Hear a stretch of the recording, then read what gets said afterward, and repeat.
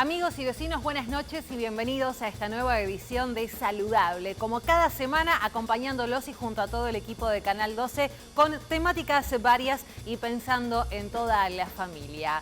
Pueden seguirnos en las redes sociales y, por supuesto, nuestra página web con toda la información.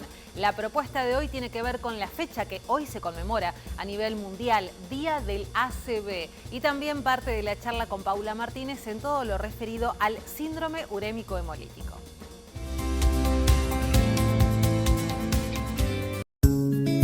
Servicio de Cardiología Clínica San Miguel. Compromiso en la atención de pacientes con patología cardíaca y en la prevención de enfermedades cardiovasculares.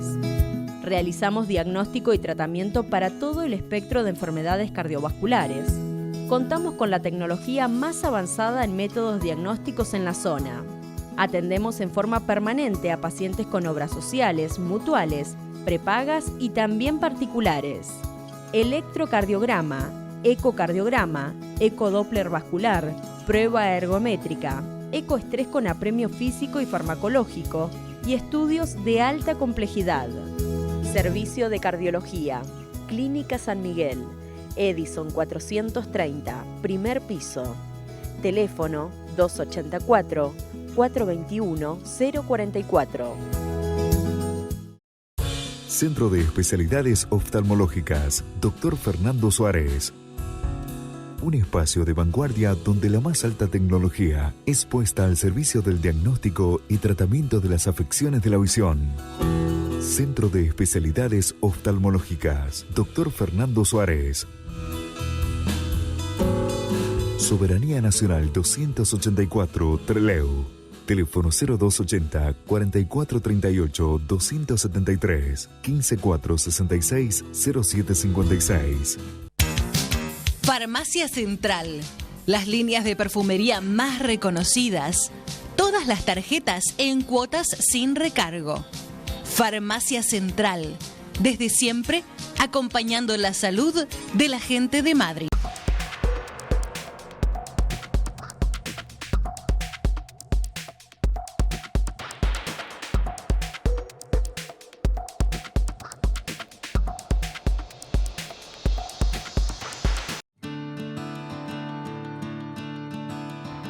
¿Qué tal? ¿Cómo les va? Queríamos invitarlos al nuevo ciclo de Valor Agregado por la pantalla de Canal 12 cada viernes a partir de las 10 de la noche. Tenemos un objetivo realmente muy importante y ambicioso.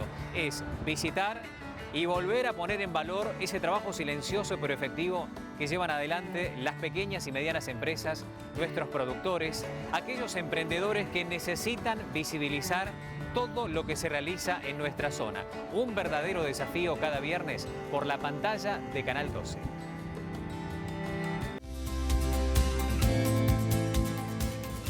Primer bloque en esta edición y vamos a compartir la palabra del neurólogo Martín Tourreiles. Hoy es el Día Mundial del ACV, del accidente cerebrovascular. Es muy importante saber cuáles son los síntomas, porque lo fundamental ante un episodio de estas características es la urgente consulta con el médico.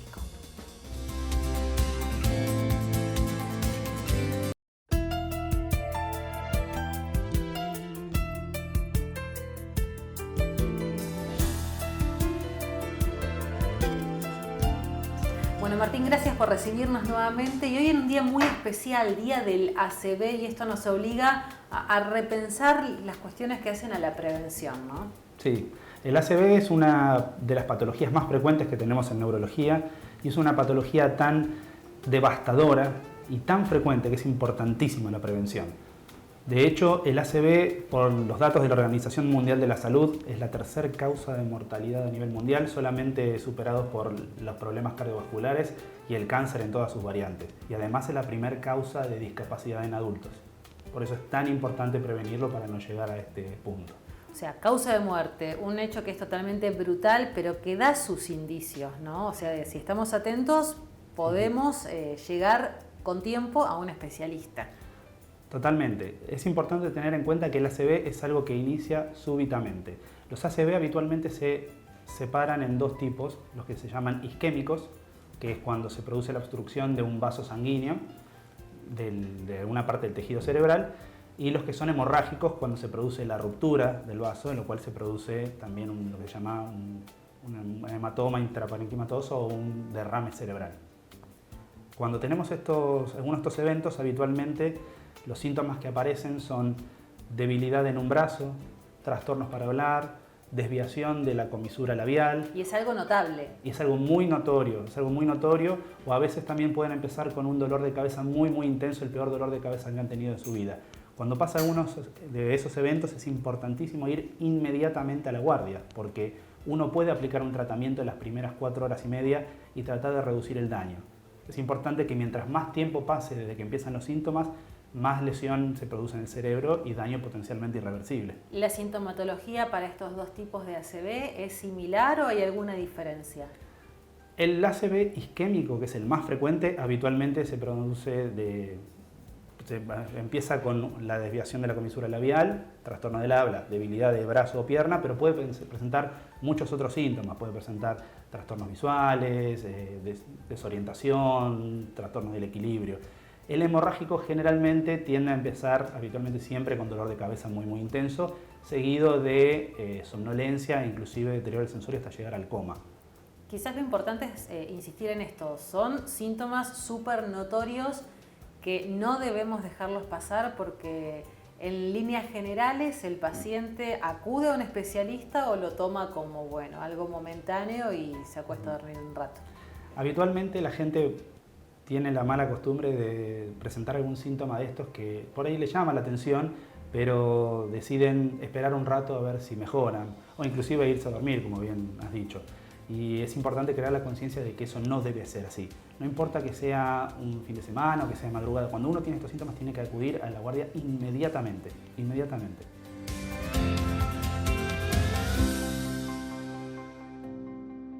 Banco de Sangre Puerto Madryn, Estivariz 260, teléfono 44 56 000. Gabriela Gutiérrez Giuliani, licenciada en Kinesiología y Fisioterapia, Corrección Postural Global, Terapia Manual Articular, Patologías de Columna, Alteraciones en Cadera, Rodilla y Pies.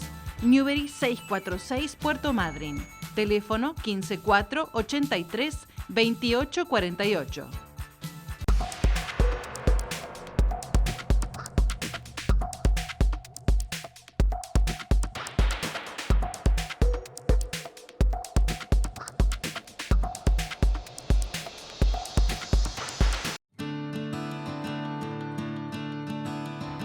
¿Qué tal? ¿Cómo les va? Queríamos invitarlos al nuevo ciclo de valor agregado por la pantalla de Canal 12 cada viernes a partir de las 10 de la noche. Tenemos un objetivo realmente muy importante y ambicioso. Es visitar y volver a poner en valor ese trabajo silencioso pero efectivo que llevan adelante las pequeñas y medianas empresas, nuestros productores, aquellos emprendedores que necesitan visibilizar todo lo que se realiza en nuestra zona. Un verdadero desafío cada viernes por la pantalla de Canal 12.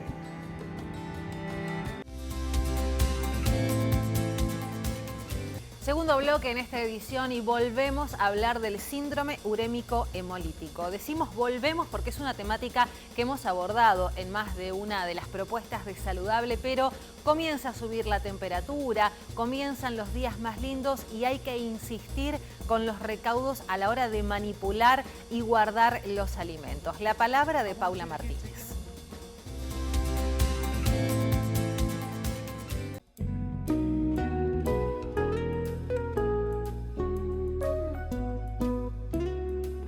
Paula, gracias por sumarte a esta nueva edición de Saludable para volver a hablar de un tema que ha sido recurrente en el programa a lo largo del tiempo, pero es importante insistir en las medidas de prevención, que es el síndrome urémico hemolítico. ¿Cómo podemos definirlo en resumidas palabras? Bueno, en principio gracias por este espacio, porque realmente es importantísimo darle difusión a esta situación que nos aqueja todos los años, es histórico. El síndrome urémico hemolítico es una enfermedad que se produce por la toxina de una bacteria que se encuentra en los intestinos del ganado vacuno. Por lo tanto, todo lo que tenga contacto con eso se puede contaminar y puede generar una enfermedad que en general afecta a los niños menores de 5 años. Puede afectar a adultos que tengan problemas de inmunidad o a más grandes, pero en lo común afecta a chiquitos menores de 5. ¿Y qué manifestaciones pueden tener para que tengan alerta las personas que están en las casas? En los nenes puede haber diarrea o no, igualmente, puede haber palidez en la cara, vómitos, y de a poco como que no orina, o orina poco o deja de orinar. Esas son alertas. Hay un montón de otras manifestaciones, pero esas son las más características y las más comunes para que las personas puedan hacer el alerta y concurrir a un profesional de la salud. Y si esto, Paula, no es tratado a tiempo, no es abordado por un profesional, ¿puede llegar a extremos graves? Sí, justamente es la primera causa de insuficiencia renal aguda en niños y niñas, y también es la segunda de trasplante de riñón. Por lo tanto, si no se atiende a tiempo, puede tener complicaciones a largo plazo con una calidad de vida en ese niño y niña, futuro adulto, la verdad lamentable y evitable. Es importante tener presente que esta enfermedad no tiene tratamiento, solamente es de sostén de lo que va sucediendo y va afectando esta toxina en los órganos de todo el cuerpo, pero sí es importante saber que se puede prevenir. Inclusive acá me parece que podemos hacer un hasta paralelismo con esta pandemia que nos acompaña hace más de un año, porque la prevención es la higiene. Exacto. Y cuestiones básicas que hasta deberíamos incorporar al día a día, ¿no? La pandemia nos ayudó muchísimo justamente a retomar. Nosotros en la época de verano tenemos las diarreas y en la época de invierno tenemos las infecciones respiratorias. Esto era habitual todos los años, durante todo el año. El lavado de manos era lo prioritario para justamente combatir las infecciones virales o bacterianas. Y ahora, bueno, justamente el síndrome urémico hemolítico, ¿cómo se evita? Lavándonos las manos en los momentos iguales que pasa con el virus. Obviamente que el hincapié acá es todo de la materia fecal a la boca, entonces ya no es lo mismo que el virus, que es respiratorio. Pero sí, el lavado de manos evita la manipulación de la bacteria y la contaminación. Antes de ingresar a la heladera tengo que tener presente que si voy a hacer las compras y compro carne, la tengo que llevar en una bolsa hermética separada de las verduras, por ejemplo, o de otros alimentos. Llego a la casa y lo que tengo que hacer es primero saber si en mi casa tengo agua segura. Agua potable o agua de red, es lo mismo, son sinónimos. Entonces, teniendo eso, yo usando el agua de la canilla puedo higienizar las verduras y las frutas normalmente. ¿Qué pasa con las verduras de hojas? O también las bandejitas que vienen ya preparadas de verduras. Bueno, esas requieren una minuciosidad más de limpieza. Entonces lo que podemos hacer es dejar en remojo. Podemos poner 2 gotitas en una fuente de 1 litro. Por cada litro ponemos 2 gotas, lo dejamos en reposo media hora, esa agua, y después ponemos todas las verduras que tengamos que limpiar. Y después bajo el chorro de la canilla lo enjuagamos. ¿Cuánto tiempo dejamos en remojo? Las verduras 10 minutos, 10 a 15 minutos, no más que eso. Y después enjuagamos, ya ahí estarían listas para llevar a la mesa. Obviamente siempre cuando hablamos de contaminación cruzada tenemos que tener presente que cuál es el origen o el lugar, digamos, de mayor contaminación, la carne, obviamente, ¿no? Pero las verduras siempre tenemos que tener una especial atención porque no sabemos con qué agua se riega. Entonces justamente es donde también tenemos que limpiar y hacer una buena higiene. Las temperaturas, digamos, seguras para nosotros, cuando hablamos de agua segura, decíamos las gotitas de lavandina o hervir 5 minutos el agua y dejar ahí en reposo media hora. Pero también cuando hablamos de seguridad de temperaturas, todos los alimentos debieran estar conservados a menos de 5 grados y en la cocción a más de 70 grados. Esos son los momentos de mayor seguridad de temperaturas para estar tranquilos de que la bacteria no prolifera o se elimina. 2 gotitas por litro de agua, lo ideal 1 gotero, pero ¿qué pasa si incurrimos en el error de tirar un chorrito en la pileta? Si nos pasamos de la dosificación... Y puede llevar a una intoxicación, porque eso después se ingiere, puede impregnarse más en el alimento y es riesgoso. Justamente por eso se da la recomendación del gotero y de las 2 gotitas por litro. Bueno, y ahora con el tema de las temperaturas para la cocción, la importancia de las carnes bien cocidas, ¿no? Sí. Respecto a la cocción, para yo saber y quedarme tranquilo que la carne está bien cocida, es ver que, digamos, el jugo que elimina la carne y la carne adentro no está rosada. Si yo veo que está rosada o elimina jugo rosadito, tengo que darle mayor cocción para estar asegurando esto. Y la prioridad de la cocción se la tengo que dar a la carne picada, porque justamente esto está en todas las carnes rojas, pero cuando se pica, la bacteria se mete y se impregna en toda se mezcla en toda la carne. Entonces yo no tengo seguridad de que tiene que ser la cocción muy bien hecha, y en cualquier alimento que contenga carne picada. La contaminación cruzada, muy importante. Cambiar de bandeja, por ejemplo, ¿no? A la hora de cortar verduras y carnes. Sí, justamente, cuchillo. Claro, justamente si nosotros sabemos que esto lo transmite la carne, lo que tenemos que tener claro es que la carne cruda no tiene que tener contacto con ningún otro alimento, y si usamos una tabla o cualquier utensilio para cortar la carne y tenemos que usar otros utensilios, otras tablas, o si no lo tenemos, lavar con agua de red y detergente. Entonces con eso ya podríamos utilizarla nuevamente para otras cosas. Siempre se hace hincapié en algo que no sé si en realidad le damos mucha bolilla en casa, que es el orden en la heladera, y esto que charlábamos al comienzo de guardar los alimentos ya limpios, ¿no? Sí. Quizás nos lleva un tiempito, pero luego nos ayuda en la organización y la higiene. Sí, hay un recorrido con la heladera que es, cuando vamos a hacer las compras, la prioridad de guardado tiene que ser todo lo que sea de refrigeración. Fresco. Entonces yo vuelvo de las compras, saco de la bolsa, lo primero que hago es guardo en la heladera. ¿En qué orden? Si tengo carne, que vino separada en su bolsita hermética, lo que hago es ponerla en un recipiente hermético, que no todo el jugo que despide la carne cuando la tengo en la heladera no caiga en ningún otro alimento, no tiene que contaminar. La prioridad sería que esté abajo de todo, cosa que no caiga en ningún otro lado, por si el elemento que utilizamos pierde o algo, y todo el resto de los alimentos por arriba. De esa forma nos aseguramos que no haya contaminación dentro de la heladera.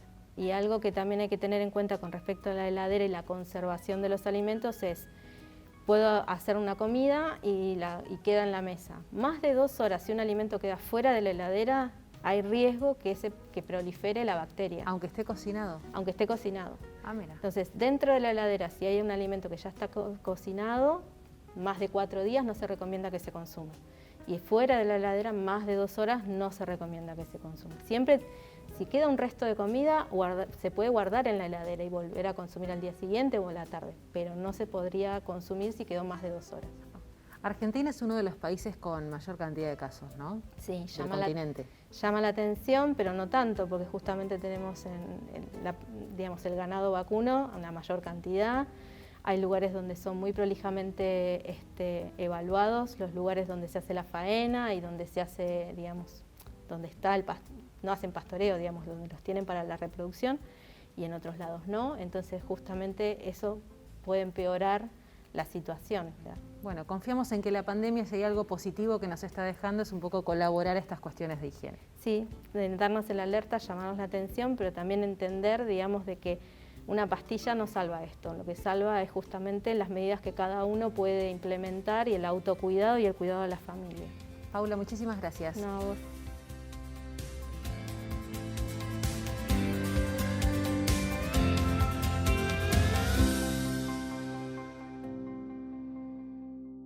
MedLab, Laboratorio de Análisis Clínicos. Brindamos excelente atención en la realización de análisis de alta complejidad, preocupacionales, veterinarios, domicilios y urgencias. Mitre 632. Teléfono 445-2611. Servicio de Cardiología Clínica San Miguel. Compromiso en la atención de pacientes con patología cardíaca y en la prevención de enfermedades cardiovasculares. Realizamos diagnóstico y tratamiento para todo el espectro de enfermedades cardiovasculares. Contamos con la tecnología más avanzada en métodos diagnósticos en la zona. Atendemos en forma permanente a pacientes con obras sociales, mutuales, prepagas y también particulares. Electrocardiograma, ecocardiograma, ecodoppler vascular, prueba ergométrica, ecoestrés con apremio físico y farmacológico y estudios de alta complejidad. Servicio de Cardiología, Clínica San Miguel, Edison 430, primer piso. Teléfono 284-421-044. Centro de Especialidades Oftalmológicas, Dr. Fernando Suárez.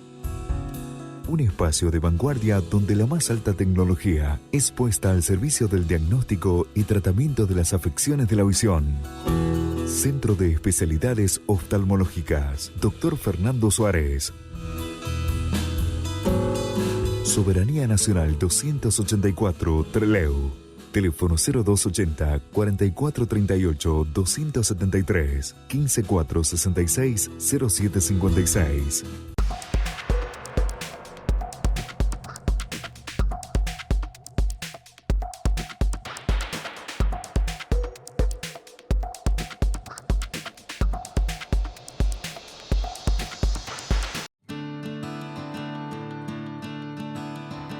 ¿Qué tal? ¿Cómo les va? Queríamos invitarlos al nuevo ciclo de Valor Agregado por la pantalla de Canal 12 cada viernes a partir de las 10 de la noche. Tenemos un objetivo realmente muy importante y ambicioso. Es visitar y volver a poner en valor ese trabajo silencioso pero efectivo que llevan adelante las pequeñas y medianas empresas, nuestros productores, aquellos emprendedores que necesitan visibilizar todo lo que se realiza en nuestra zona. Un verdadero desafío cada viernes por la pantalla de Canal 12.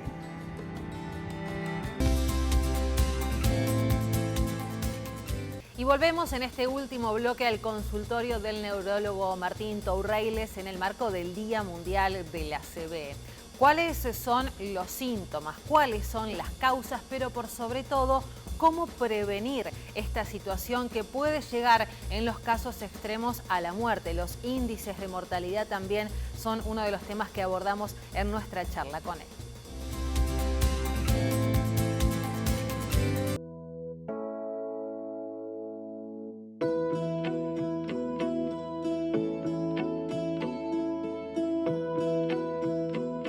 ¿Qué porcentaje de supervivencia? Y lo digo así, suena por ahí un poco fuerte, quizás algunos lo vean como exagerado, pero ¿cuál es el porcentaje de supervivencia si detectamos a tiempo una ACV? Es importante tener en cuenta que el ACV, el 30% de las personas que lo tienen mueren en el primer año, ¿sí? Estamos hablando que en la Argentina hay alrededor de entre 150.000 y 180.000 ACV al año. Es un ACV poco menos de cada 5 minutos. Y es una mortalidad altísima, entonces si uno puede ir a la guardia inmediatamente y le aplican un tratamiento para reducir el grado de obstrucción que tiene el vaso o una cirugía de urgencia para evacuar el hematoma, generalmente la mortalidad baja mucho. ¿Y luego se reincide o se cura directamente? Es una excelente pregunta. Dentro de los factores de riesgo para tener una ACV, que de paso los digo, los más importantes son la hipertensión arterial, la diabetes, el colesterol y el cigarrillo. Tener una ACV previamente también es un factor de riesgo. Por eso las personas que ya han tenido uno tienen mayor riesgo de tener un segundo o un tercer ACV. Y cuando uno lo tiene, habitualmente no termina ahí la historia. Por más de que uno pueda sobrevivir, generalmente deja una secuela bastante marcada con un gran grado de discapacidad. ¿Se da en los chicos también? En los chicos es bastante menos frecuente, pero también puede producirse. Habitualmente se debe a enfermedades poco frecuentes que tienen que ver con trastornos de coagulación o del colágeno o malformaciones vasculares, pero es mucho más frecuente en los adultos. ¿Hombres y mujeres mayor el mismo porcentaje? En los hombres suele haber un poquito más de porcentaje porque los hombres solemos tener mayor tendencia al tabaquismo y al colesterol elevado. Sin embargo, afecta a ambos sexos por igual. Bueno, con estos factores de riesgo también estamos hablando un poco de la prevención y de cómo trabajar en la previa, ¿no? Una vida saludable, la recomendación que atraviesa absolutamente a todos. Exactamente, es importante tener una vida sana, evitar el tabaquismo, controlarse la presión, comer en forma saludable y hacer ejercicio. Eso es fundamental, no solamente para la ACV, también para protegernos de otras enfermedades. ¿La presión es uno de los indicadores? Sí, la hipertensión arterial es uno de los factores mayores para generar una ACV y habitualmente uno no tiene la costumbre de hacérselo ver como no da síntomas hasta que es demasiado tarde. Por eso es importante controlarse con el cardiólogo periódicamente. ¿Podemos tener una ACV y no darnos cuenta? Podemos tener una ACV y no darnos cuenta porque dependiendo de la estructura que sea afectada del sistema nervioso, hay gente que tiene más síntomas que otro dependiendo si afecta un área elocuente. Por lo general, cuando uno llega a tener una ACV, en los estudios de imágenes solemos ver que el paciente ha tenido algunos eventos previos asintomáticos. O sea que con estudios se puede saber si tuvimos alguno. Exactamente, con una resonancia de cerebro o con un examen neurológico minucioso podemos ver habitualmente si el paciente ha tenido una lesión importante. ¿Y eso nos predispone a otro? Y haber tenido una lesión habla de una vasculatura cerebral que está comprometida. Entonces es la crónica de una muerte anunciada. El paciente va teniendo lesiones, hasta que en un momento hace una lesión grande con síntomas. Por eso es tan importante estar atento. ¿Chequeo anual con clínico, con cardiólogo o a partir de qué edad por ahí mayor periodicidad de controles? Generalmente después de los 45 o 50 años es importante que uno haga un chequeo anual, ¿sí? Sobre todo con su médico clínico de cabecera. En caso de tener algún factor de riesgo de estos que mencioné, que los repito, hipertensión arterial, tabaquismo, diabetes o colesterol, es importante no dejar pasar el tiempo, controlarse con el cardiólogo y si tiene antecedentes propios o de su familia que hayan tenido ACV, también un control neurológico es muy conveniente. Todavía estamos en pandemia, pero quizás en este último año se han registrado más casos. La realidad es que ha habido un subregistro durante la pandemia porque el sistema de salud ha estado abocado más al problema del COVID que al tratamiento de otras patologías. Por ende, los pacientes que han tenido síntomas muchas veces han sido maltratados por el sistema de salud. Eso no quiere decir que haya habido menos ACV, sino que simplemente se detectaron menos. Pero estar estuvieron siempre. Esta fecha se celebra hace no mucho tiempo, se conmemora. Esta fecha se conmemora desde el año 2008 por iniciativa de la Organización Mundial de la Salud para crear conciencia en la población sobre esta patología que es tan devastadora. Detectada a tiempo, totalmente sobrellevable. Sobrellevable si uno la detecta a tiempo y en caso de haber llegado tarde, también existe la importancia de la rehabilitación. ¿Sí? Recordemos que al generar un grado de discapacidad tan alto en algunas personas, produce dependencia, trastornos de glutatorio, trastornos de la marcha, que son todos tratables en un centro de rehabilitación adecuado. Con una buena terapia. Con una buena terapia y atención médica y mucha contención familiar. Bueno, una fecha importante para generar conciencia. Martín, gracias por recibirnos. No, por favor, gracias a ustedes y gracias a tu audiencia y espero que se cuiden mucho.